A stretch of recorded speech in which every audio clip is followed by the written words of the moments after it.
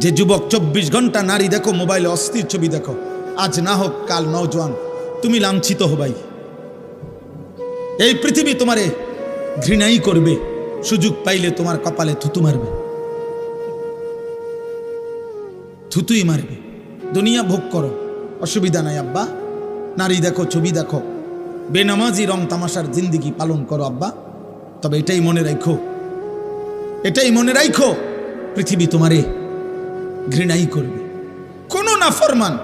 কোনো নাফরমান পৃথিবীতে সম্মানিত হয় না, শ্রদ্ধার সাথে স্মরণ হয় না, হয় না রে আব্বা। দুনিয়া ভোগ করতে পারে কিন্তু শ্রদ্ধার সাথে স্মরণ হয় না। ফেরাউন দুনিয়া ভোগ করছে, ফেরাউন বাদশা ছিল। 40 বছর আমরা তাফসিরে পড়ছি, 40 বছরে একটানা ফেরাউনের কোনো সর্দি কাশি, মাথা ব্যথা, জ্বর, ঠান্ডা, এক সুতা কোনো ব্যারাম হয় নাই। 40 বছর একটা কাশি দেয় নাই কোনোদিন ফেরাউন। 40 বছর দুনিয়ায় এমন ভোগ করছে যে দুনিয়াতে এক বিন্দু রোগ বালাই ছিল না। কিন্তু আজকে 1000 বছর পরে এই বেঈমান দুনিয়া তো ভোগ করছিল ফেরাউন, কিন্তু পৃথিবীর মানুষ কোনো কুত্তার নামও রাখে না। ফেরাউন এই নাম কোনো কুত্তার নামও না। নমরুদ এটা কোনো কুত্তার নামও কেউ রাখে না। আবু জেহেল, আবুল আহাবের নাম পৃথিবীর মানুষ কোনো জানোয়ারের নামও রাখে না। অথচ মানুষ ইউরোপে কুকুরের নাম রাখে, পোষা কুকুরের কি রাখে, নাম রাখে। তো তাহলে আমরা না মুসলমান, ফেরাউন নমরুদরে আমরা পছন্দ করি না, তোদের সমস্যা কি? তোরা নাম রাখ। বুঝেন নাই কথাটা? ওরা রাখে না কেন? কিন্তু 1450 বছর আগের এক কালো গোলাম, এক কৃতদাস, কালো নিগ্রু আল্লাহকে রাজি করে গেছে, নবী সাল্লাল্লাহু আলাইহি সাল্লামকে সন্তুষ্ট করেছে।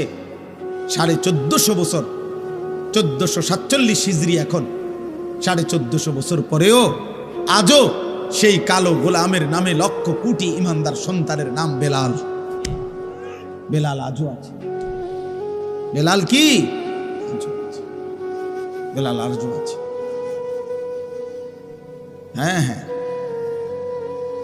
অতএব আমি অনুরোধ করলাম, এই রাত গভীরে মনে করাইতে চাই, একটা বাবা, একটা যুবক, আমার অনুরোধ এটাই। আমি লম্বা করব না, কিন্তু আমি অনুরোধ বলছি যে আত্ম অনুভূতি চাই।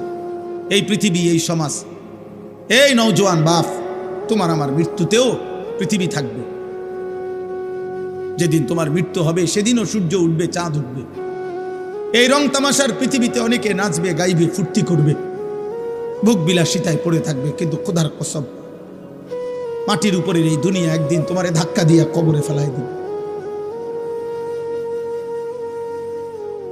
সেদিন আর কাউরে পাশে পাইতে হবে, সেদিন আর কাউকে পাশে পাবা না, আর কাউকে না। আল্লাহ তাআলা, নবী সাল্লাল্লাহু আলাইহি সাল্লাম বলছে, আমার উম্মত শুনো, আমি নিজে হাদিসে পড়ছি বাবা, নবীজি বলছে প্রত্যেকটা পাপী নাফরমান তাকে যখন লাশের খাটের মধ্যেও চড়ানো হয়, তখন কান্দে নিলে, কবরস্থানের দিকে রওনা দিলে, প্রত্যেকটা পাপী নাফরমান তওবা না করে যার মৃত্যু হয়েছে, কবিরা গুনার মধ্যে লিপ্ত ছিল, পাপে, কুফরে, শিরিকে, নাফরমানিতে, মদে, জুয়ায়, চুরি, ডাকাতিতে, হারাম উপার্জনে, বেহায়া, বেপরদিগী নারী, আল্লাহ রাসূল সাল্লাল্লাহু আলাইহি সাল্লাম বলে যখন কবরস্থানের দিকে তাকে রওনা দেয়, সে এমন বিকট চিৎকার করে, চিল্লায়, আর বলে, ইয়া ওয়াইলাহা ইলা আইনা তুকাদ্দিমুন, এই আমার স্বজনরা, আফসোস, তোমরা আমারে কই নিয়ে যাচ্ছ, কেন নিয়ে যাচ্ছ? আল্লাহর নবী সাল্লাল্লাহু আলাইহি সাল্লাম বলেন, হে আমার উম্মত, আল্লাহর সমস্ত সৃষ্টি একমাত্র ইল্লাস সাকালাইন, মানুষ এবং জিন ব্যতীত আল্লাহর বাকি সৃষ্টি এই বেঈমান, এই নাফরমান পাপীর চিৎকার শুনতে পায়।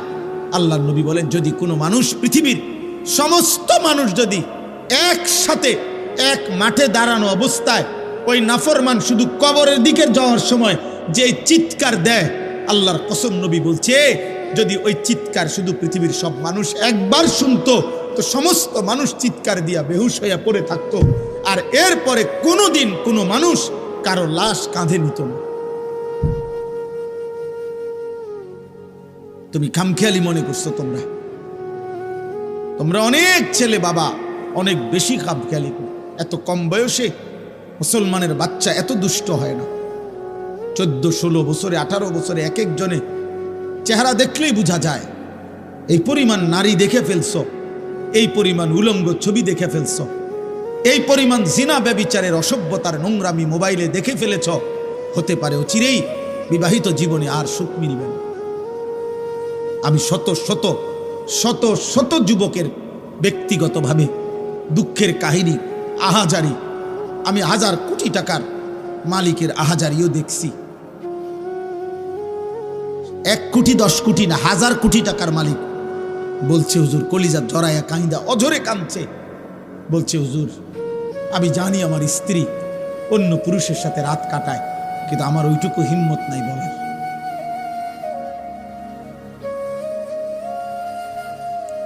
আমি সবাইরে দোষারোপ করছি না, যে ভালো তো ভালোই, তোমরা মনে করতে আসো আর কি। আহা, মোবাইলের ওই নর্তকী তোম করে সুখ দিতেছে না রে আব্বা, শেষ করে দিচ্ছে। অনেক ছেলের দেখেন চেহারা দেখলেই বোঝা যায় চোখ ভিতরে ঢুকে গেছে।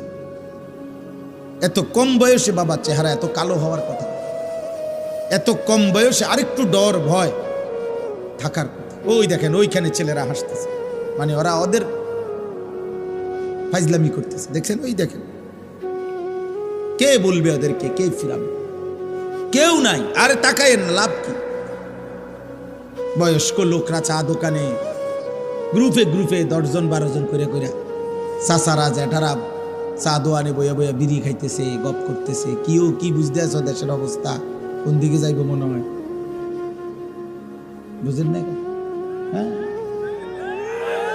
গপ মারতে আছে, বুদ্ধি দিতে আছে, বুদ্ধি দিতে আছে, অনবরত চা বেচতে আছে।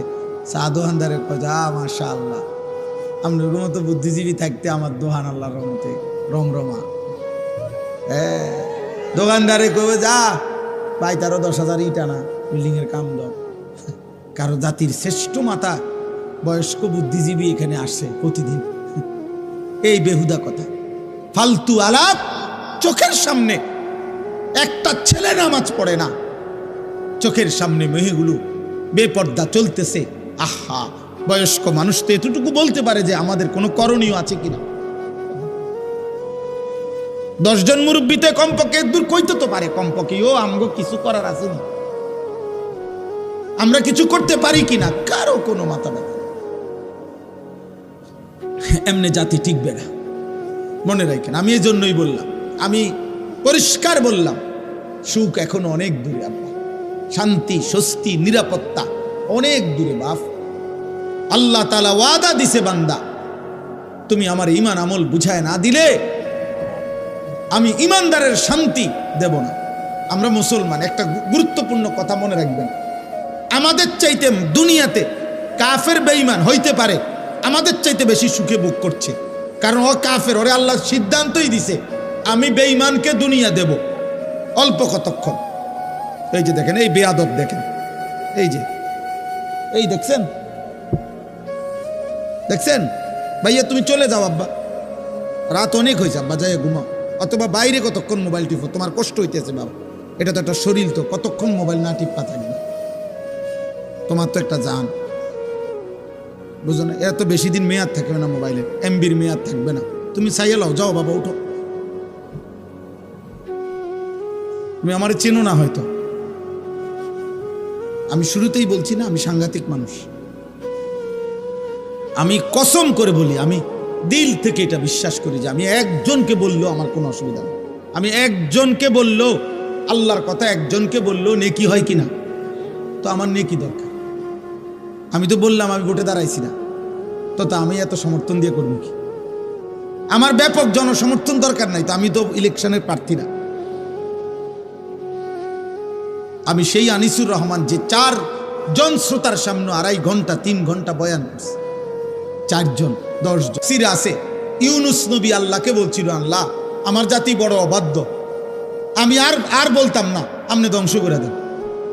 তখন তাফসির আছে ইউনুস আলাইহিস সালামকে আল্লাহ বলছিলেন, ওই যে এখানে একটা লোক মাটি দিয়া মাটির পাত্র বানাইছে অনেকগুলো, তুমি একটু তার কাছে যাও তো।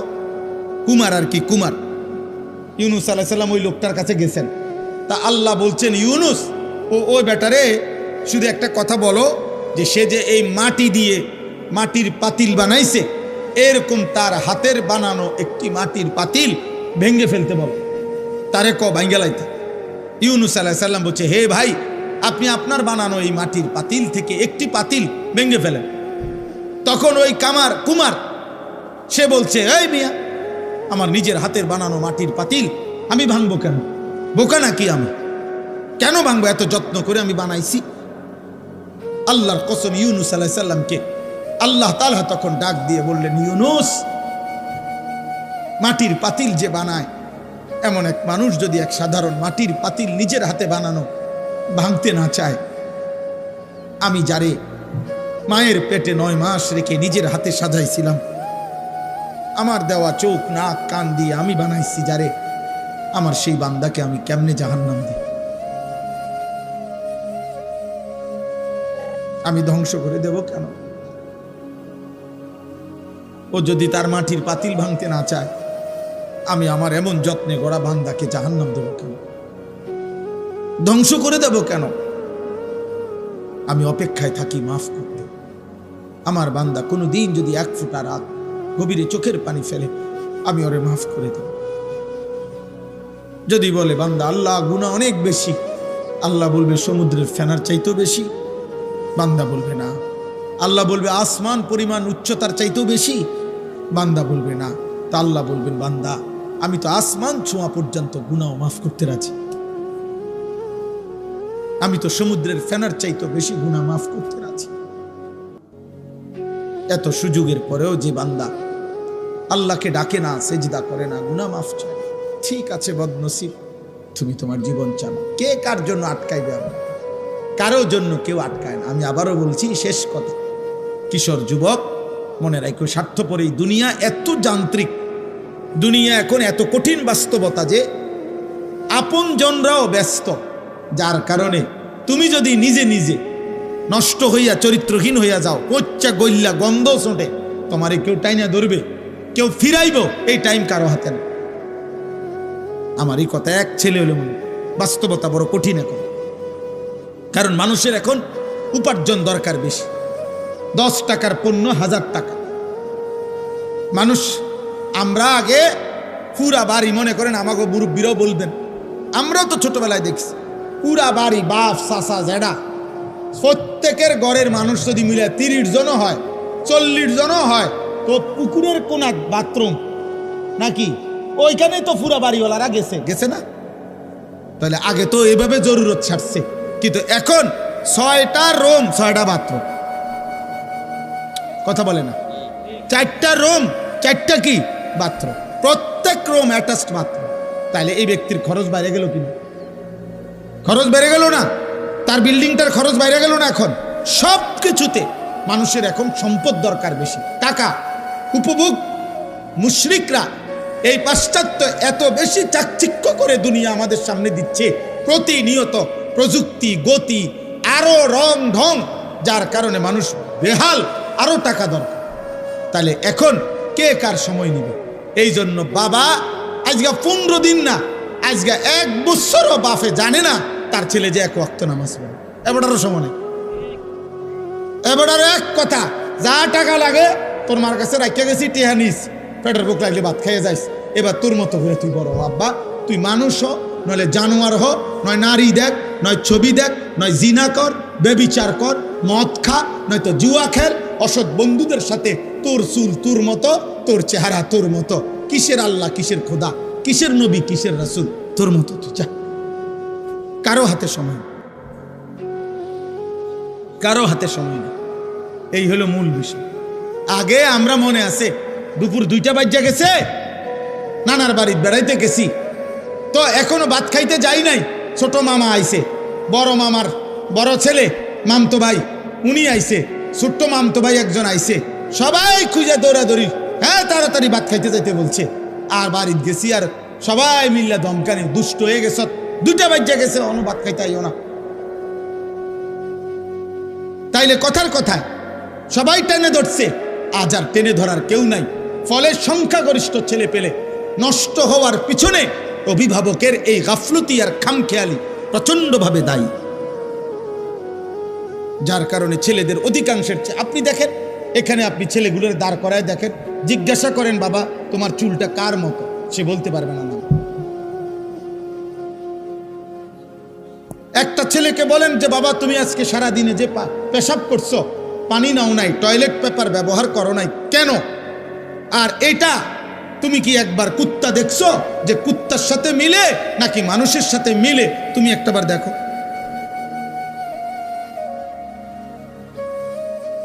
তুমি কি কোনো জানোয়ার দেখো নাই কোনোদিন যে জানোয়ার পেশাব করার পরে কি করে? তুমি কি কোনো মুমিন দেখো নাই মুমিন পেশাব করার পরে কি করে? আল্লাহ আমাদেরকে বুঝ দান করেন, আল্লাহ আমাদেরকে কবুল করেন। আজকের এই মুবারক মাহফিল আল্লাহ তাআলা ভরপুর বরকত দান করেন।